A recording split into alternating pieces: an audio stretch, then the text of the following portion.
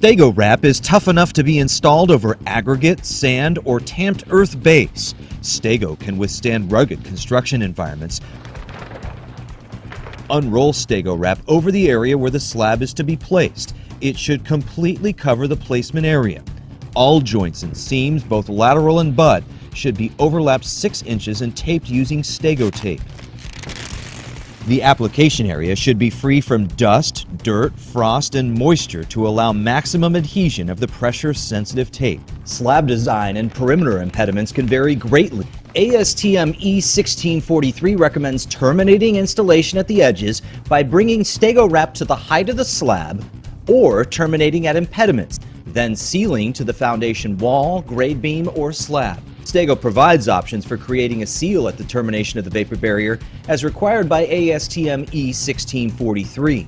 One way is to apply Stego Creek Claw where Stego Wrap terminates.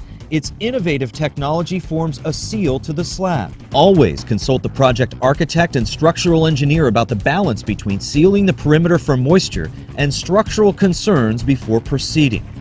Next, seal all penetrations, including pipe, ducting, rebar, and wire. This can be done a number of ways by combining Stego Wrap, Stego tape, and Stego mastic to create a monolithic seal between the subsurface and the pore area. Stego Creek Claw can also provide extra protection around perimeter penetrations. In the unlikely event Stego Wrap is damaged during or after installation, cut a piece of Stego Wrap large enough to overlap the damaged area by 6 inches in all directions, and then seal with Stego tape.